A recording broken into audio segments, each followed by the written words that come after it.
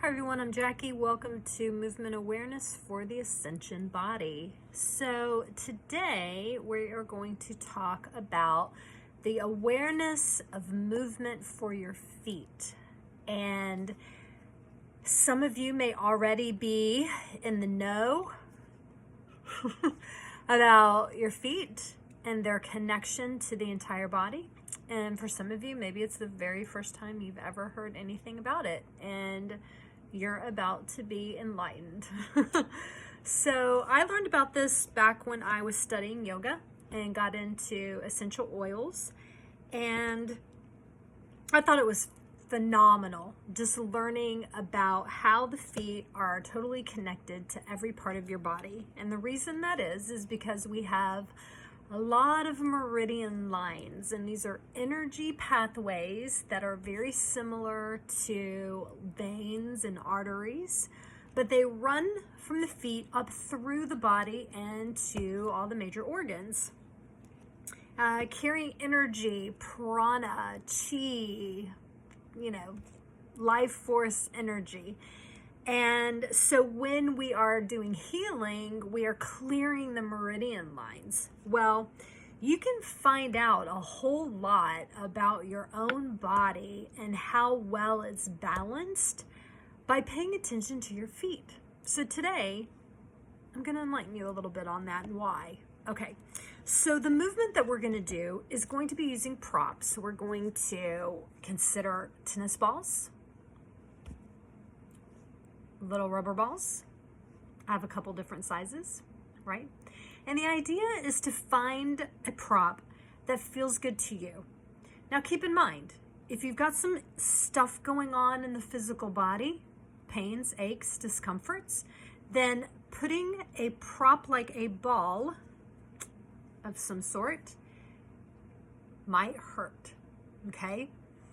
But what I can say is that if you move slowly with awareness and maybe just push with a little bit of pressure, then it will eventually start to open up that stagnant energy that's in that meridian, and it can actually be pretty helpful. So I'm going to show you some of the movements that you can use with these different types of balls on the bottom of your feet. I do highly encourage you that if you've got any physical issues, especially with breathing or heart, it might be best to sit down in a chair while you're doing these exercises. I'm going to show you first, before we do the exercises in this handy dandy awesome book, the feet and what it's connected to. And I don't know if it's going to be upside down or not, so I'm just going to talk about it. So basically, the left foot and the right foot separates the body. So you'll have the left on one side and you'll have the right on the other. The organs that are on the left will be connected to the left foot. The organs that are on the right will be connected to the right foot. And you can look this up online and get pictures like this just by simply Googling feet meridians. Okay. All right. So these two toes here are connected to the ears. Okay. And it's going to be the same on both sides. And then we've got the eyes. We get into the brain, the pineal gland, the pituitary, thyroid. You also get into your neck here and the big toe. Okay.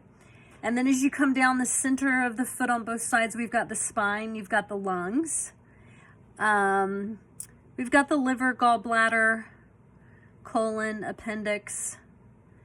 We've got sciatica, coccyx, small intestine, kidney, adrenals, esophagus, stomach, spleen over here, pancreas, the heart, the shoulder, the sinuses. So again, look at all that. It's amazing. And here's the thing. It's the same thing with your hands.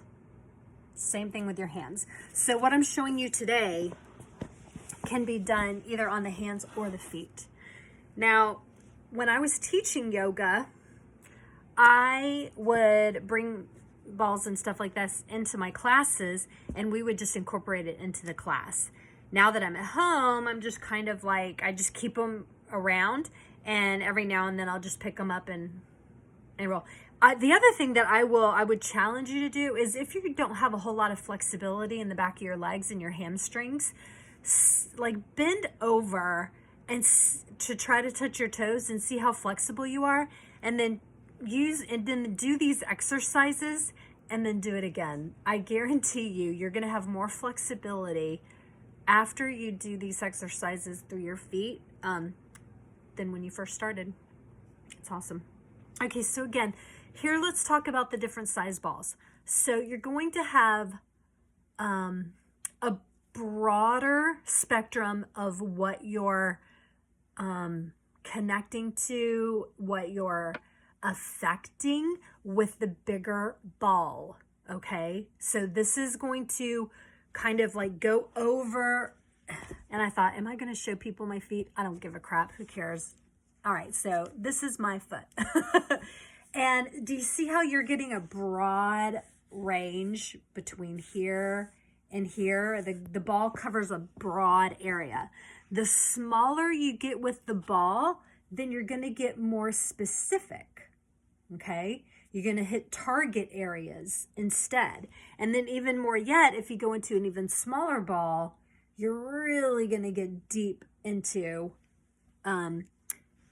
these specific meridian points that are connected to your body. So I'm going to show you some of the movements. I'm going to use the middle ball just to kind of show you. The first one I like to do is just a simple roll that goes up and down, okay? And you can do that, again, sitting in a chair, the ball would be on the floor, and your foot would be on top, just simply rolling back and forth and back and forth, okay? Then you can do a zigzag, almost like you're doing switchbacks up the foot. And then you can go the other way, going down the foot, okay? Next, you can go just on the outside, like right here in the outside of the foot. You can do the same thing by rolling on this side. If you're standing, maybe you're holding on to a desk or a chair. And then I like to go across my toes, like push my toes into it, and then eventually grab with my toes and just like hold on to it and then release. And then I will take the ball and I will push my foot into the ball and see if I find any places in my foot that are sensitive, that I get some pain, maybe a little bit of discomfort. And you don't want to just like go all out and, take it easy, be gentle, be loving, be kind to yourself. But I'm just allowing my foot to press in different areas just to kind of wake them up. And so I'll just kind of like hover over that spot. Okay, so I'll go back over them one more time. You've got the one where you're just allowing it to glide straight up and down. You've got the one where you're zigzagging back and forth across the foot. You can do just on the sides, like that. And then you've got the ones where you're actually like utilizing your toes and then pushing your foot into the ball in different areas. And you can take as long as you like. You can do like a quick thing that maybe is only 5 minutes, or you could sit there and spend 20 minutes per foot. Do make sure you do both feet. Be consistent with both sides in order to keep the symmetry with your body. Yeah, this is just a way to explore and get to know your feet and its connection. If you do have sensitivity, look at the chart because it's going to, again, give you some insight to maybe where you've got some blocks in the meridian lines or some issues that are going on in the body, because your feet tell the story. Okay. All right, you guys, I hope that helps. Enjoy it. Like I said, the hands are connected to everything too, so you could always do these kinds of movements with your hands as well. I will say, because we're at the end of December, I probably won't do a video next week, and I'm looking to see, because I started doing these videos because I wasn't getting a lot of engagement through Facebook. So I started doing them on my YouTube channel, but I'm not getting any engagement or feedback on this one too. So if you like these videos, if you would like me to keep doing them, do me a favor, like it, maybe, message me, comment, let me know what you think. Because I would like to start getting I already know all this stuff, and I'm just putting it out there in case other people are interested. But in January, if I'm not getting any feedback, then nobody's watching. Anyway, all right. So lots of love. Happy holidays. See you later. Bye.